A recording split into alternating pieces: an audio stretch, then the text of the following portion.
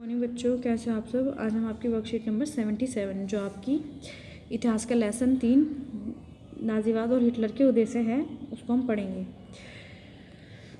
प्रथम विश्व युद्ध के बाद जर्मनी युद्ध का हर्जाना वाइमर गणराज्य पर थोपने से जो जर्मनी के लोगों में पराजय का अपराध बोध था। राष्ट्रीय अपमान के साथ हर्जाना चुकाने की वजह से आर्थिक स्तर पर भी वह अपंग हो चुका था कि जो युद्ध हुआ था, प्रथम विश्व युद्ध जो हुआ था, उसका जो हर्जाना वाइमर गणराज्य पर थोपा गया था, उससे जो जर्मनी के लोग थे उनमें उनकी जो हार है उसका अपराध बोध था।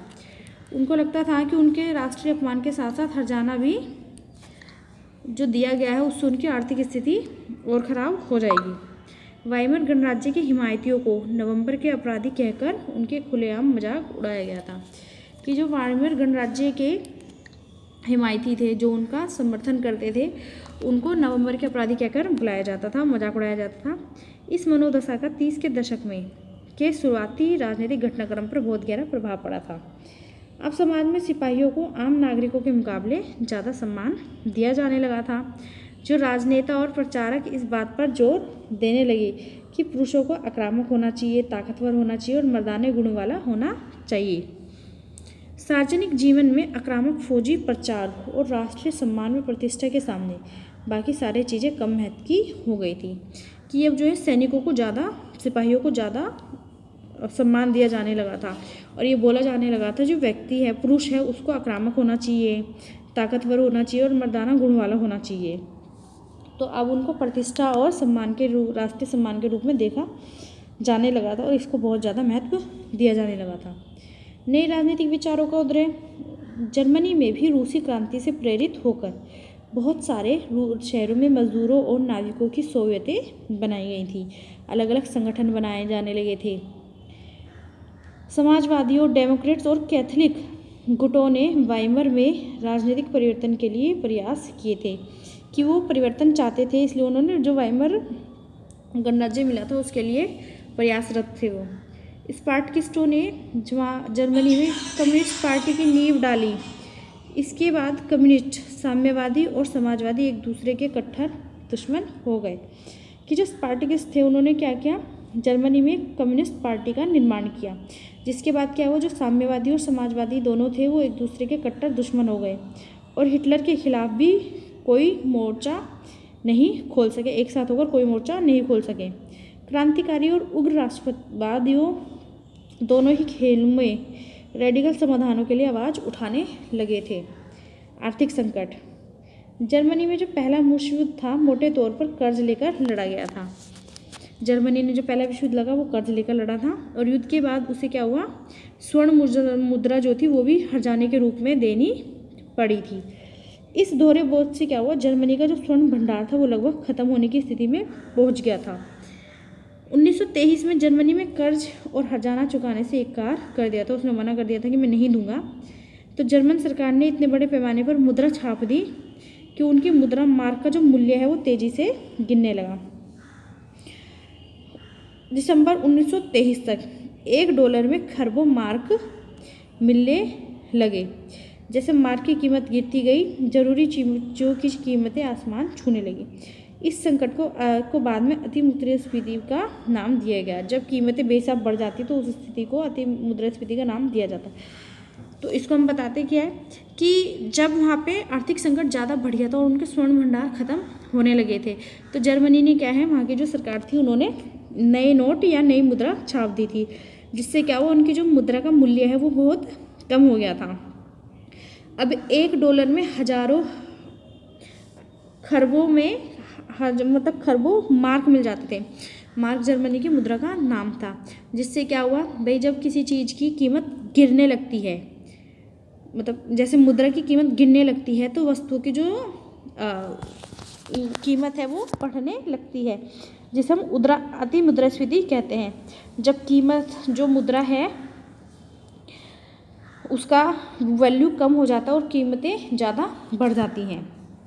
जर्मनी को इस संकट से निकालने के लिए जो अमेरिकी सरकार है उसने हस्तक्षेप किया और उसने डॉब्स योजना बनाई। अमेरिका ने डॉब्स योजना बनाई।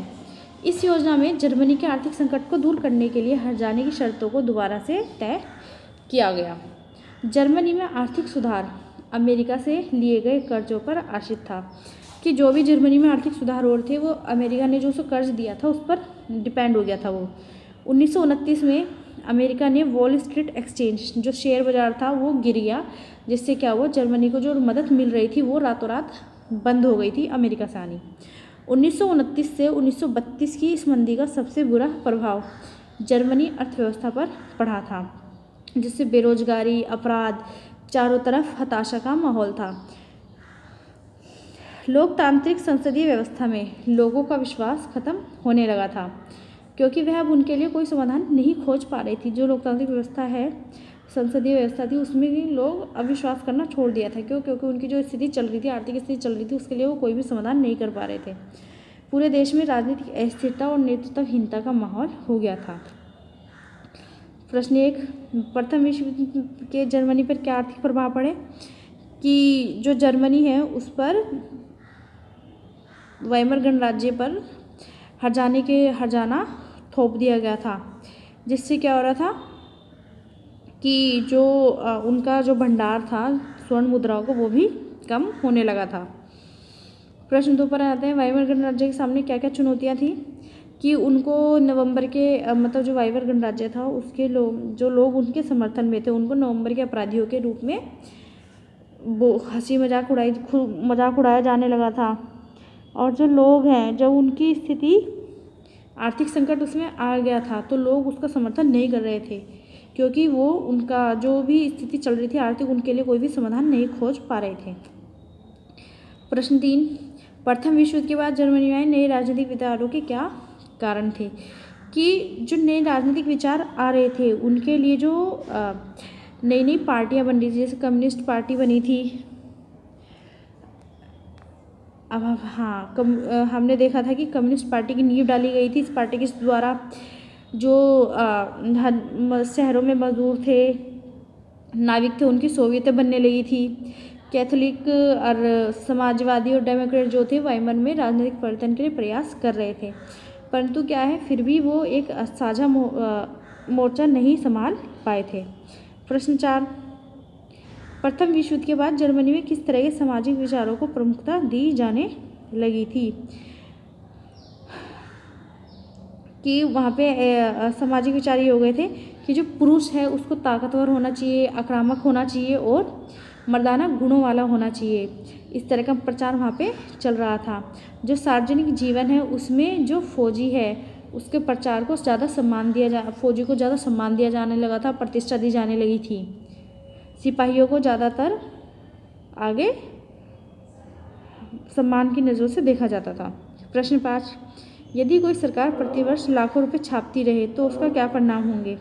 इससे क्या होगा, हमारी जो मुद्रा की वैल्यू है, मूल्य है, वो कम हो जाएगा और जो कीमतें हैं वस्तुओं की वो बढ़ती हुई चली जाएंगी, जिससे अतिमुद्रास्फीति की स्थिति पैदा हो जाएगी।